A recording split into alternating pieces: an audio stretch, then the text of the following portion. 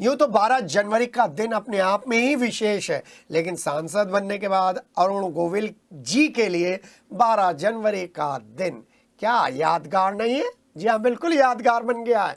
मेरठ में यादगार बन गया है क्योंकि आज जब उनका जन्मदिन है तो छुट्टी होने के बावजूद सेंट जेवियर स्कूल की प्रधानाचार्य मनीषा जैन, उनके सहयोगी स्टाफ और प्रधानमंत्री नरेंद्र मोदी द्वारा प्रशंसित ईहा दीक्षित पौधों के गुलदस्ते के साथ उनको विश करने पहुंचे। जी हाँ, ज्यादातर लोगों के हाथ में बुके था, लेकिन मेरठ के कुछ गणमान्य तो पौधों के साथ विश करने पहुंचे, जो पौधे उन्होंने विशेष रूप से सांसद अरुण गोविल के बर्थडे के लिए तैयार किए थे।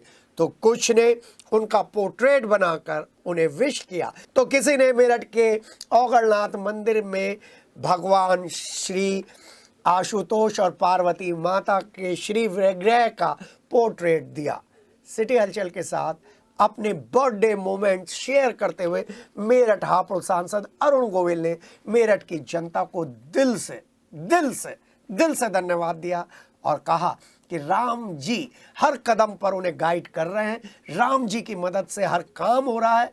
सांसद अरुण गोविल से जब हमने बात की तो उन्होंने महाकुंभ को लेकर योगी सरकार और मोदी सरकार को विशेष धन्यवाद देते हुए कहा कि इस बार महाकुंभ में शाही स्नान नहीं है, अमृत स्नान है और अमृत स्नान में जरूर जाना चाहिए। उन्होंने कहा कि सांसद के तौर पर वो अपने कर्म और वचनों का पालन हमेशा करते रहेंगे। यही मैं संकल्प कर रहा हूं अपने इस जन्मदिन पर। 12 जनवरी अब तक कर्म ही बर्थडे के साथ चलता था, अब सेवा के साथ बर्थडे चल रहा है। परिचय के मोहताज नहीं है। पहला बर्थडे अपनी कॉन्स्टिट्यूएंसी में अरुण गोविल जी मना रहे हैं 12 जनवरी को। विवेकानंद जी का भी जन्मदिन है, कुंभ की सौगात है, और ऐसे में ये बच्चे जो पर्यावरण को संभालने के लिए लगे हुए हैं, ये सब आज विश करने आए हैं अपने सांसद को, बताने के लिए कि सर आपके बताए हुए रास्ते पर चल रहे हैं। कर्म का पहला बर्थडे, अब तक सेवा का पहला बर्थडे। बहुत बहुत धन्यवाद इन सबको, बच्चों को, आप सबको जो मुझे इतनी शुभकामनाएं मिल रही हैं। मेरे जीवन में बेसिकली जो ये कर्म शुरू हुआ है, ये सेवा को लेकर ही शुरू हुआ है और मैं उसी रास्ते पर मैं चलने की कोशिश कर रहा हूँ। अब उस रास्ते में मुझे इतने इन बच्चों का भी सहयोग मिल रहा है, ये मेरे लिए बड़ी खुशी की बात है। अब इनको ईहा को अगर हम लें तो इनको राष्ट्रपति, प्रधानमंत्री सभी सम्मानित कर चुके हैं। So today it's my pleasure to have a photograph with her, right. मुझे इनका भी सहयोग मिल रहा है, so I am very thankful to them. पहला बर्थडे है, कुंभ शुरू हो रहा है कल से। सबसे पहले पर्यावरण को लेकर क्या मैसेज देंगे, कुंभ को लेकर क्या मैसेज देंगे आप? पर्यावरण के लिए तो मैसेज बहुत क्लीन है, बहुत ही इतने सालों से ये चल रहा है और अब जब से हमारे माननीय नरेंद्र मोदी जी हमारे प्रधानमंत्री बने हैं, तब से इसमें बहुत ज़ोर पकड़ा है और बहुत सक्सेसफुल हैं अभी हम। हालांकि पर्यावरण में हमें बहुत काम करना अभी बाकी है, लेकिन ये जो वृक्ष लगाने का जो मुहिम है, ये अपने आप में बहुत सक्सेसफुल है। और जहाँ तक कुंभ का सवाल है, तो कुंभ हमारी आस्था का महायज्ञ है और कल से शुरू होने जा रहा है। We all are looking forward to it. और इस बार जितनी तैयारी महाकुंभ के लिए की गई है, वो अपने आप में अप्रतिम है, बिल्कुल एकदम।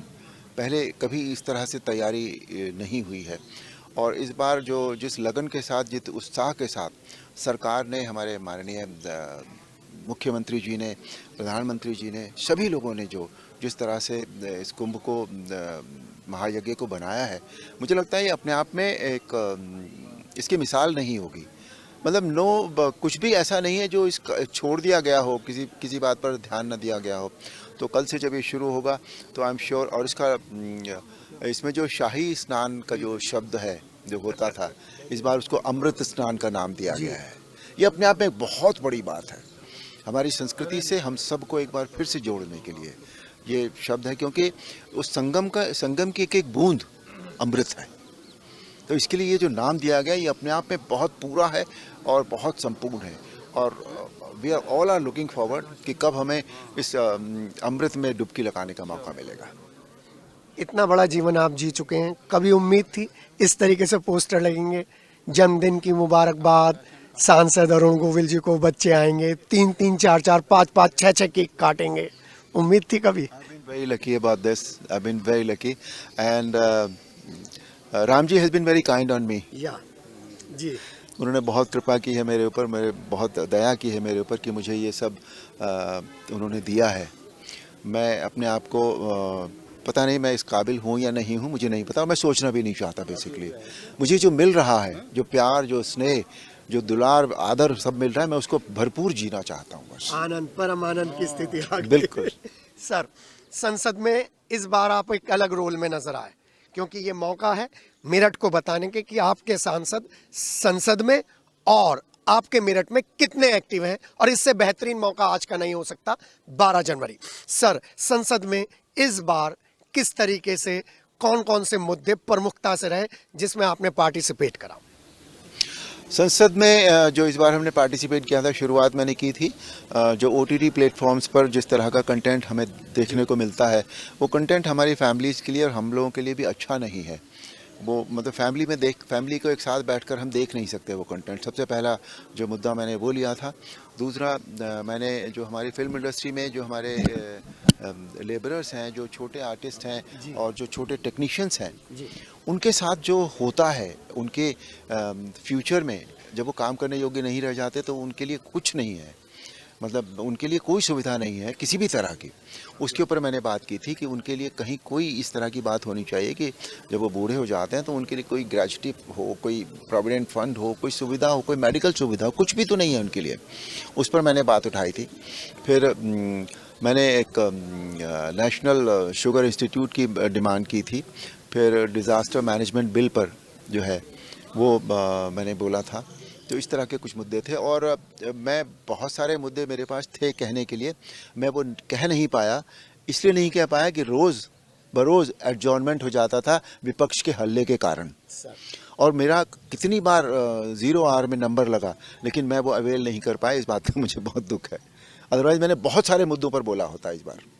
एक मुद्दा तो आपने बहुत अच्छा बोल दिया अभी 2-1 दिन पहले कि संविधान के बारे में राहुल जी को कुछ मालूम ही नहीं। पहला राजनीतिक वक्तव्य आपका। हाँ, आप कह सकते हैं राजनीतिक भी था, और आई डोंट नो, पीड़ादायक भी था। पीड़ादायक तो है ही है वो। हम वो बात करें जिस बारे में हमें पता तो हो कम से कम कुछ, कि हम कह क्या रहे हैं। क्योंकि मैं इस तरह का व्यक्ति हूँ नहीं, इसलिए मुझे इन चीज़ों से पीड़ा होती है, मुझे तकलीफ़ होती है कि संसद को पूरा देश ने, पूरा विश्व हमारी संसद को देखता है ध्यान से कि वहाँ क्या हो रहा है। और जब इस तरह की चीज़ हमें वहाँ देखने को मिलती है तो हमारे देश की क्या इमेज वहाँ जाती है।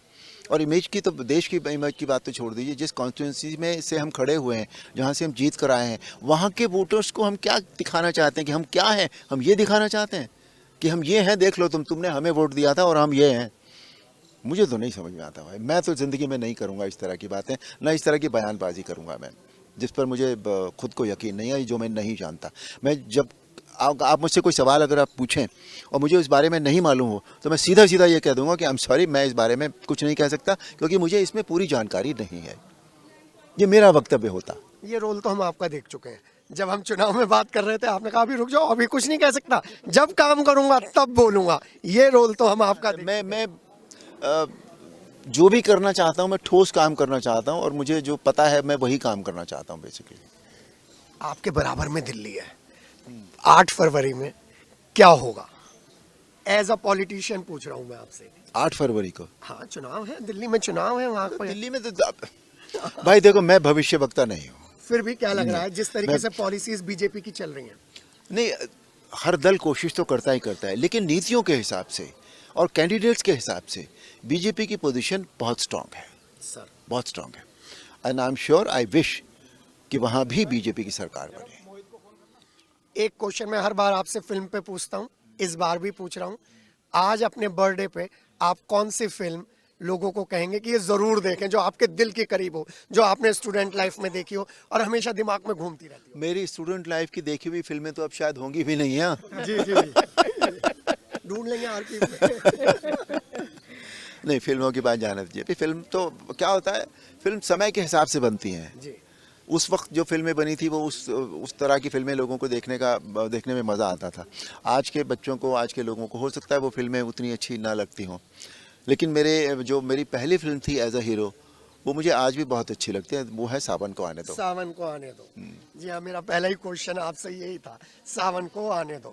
सावन आ गया है, मेरठ हरा भरा हो रहा है, अब क्या क्या प्रायोरिटीज मेरठ को लेकर है आगे आने वाले टाइम में? आगे आगे देखते रहिए होता है क्या, बस इतना ही कहूँगा। मेरठ की जनता को 2 शब्द। आप सबको मेरी बहुत बहुत शुभकामनाएं, और इस जन्मदिन पर आपने जो मुझे प्यार दिया है, जो स्नेह दिया है, जो आदर दिया है, उसके लिए बहुत बहुत धन्यवाद। सर, जन्मदिन की बहुत बहुत शुभकामनाएं, हर दिन आपका ऐसे ही खुश रहे, आप हमसे इसी तरह से दिल खोल के बात करें सर। जी हाँ, आशीर्वाद की तरह मिलता है यहाँ पर वार्तालाप, क्योंकि इस वार्तालाप से आप सीखते हैं। ये बच्चे जो आज सांसद अरुण गोविल के साथ खड़े हैं, वो रामायण के राम के साथ भी खड़े हैं, और ये बताने की कोशिश है कि प्रकृति को बचाओगे, राम की पूजा अपने आप हो जाएगी। कर्म करोगे तो भविष्य वक्ता बनने की जरूरत नहीं है, कर्म अपने आप बताएगा कौन क्या करने जा रहा है। हमारी तरफ से, पूरे मेरठ की तरफ से आपको आपके जन्मदिन की बहुत बहुत शुभकामनाएं। थैंक यू, बहुत बहुत धन्यवाद आप सबका। जी हाँ, इसी तरीके से सांसद अरुण गोविल जी से बात करते रहेंगे, जानते रहेंगे क्या क्या प्लानिंग है, कैसे एग्जीक्यूशन है। अपने सहयोगी राजेश और संजय जूनियर के साथ के इस जन्मदिन के अवसर पर धन्यवाद सर।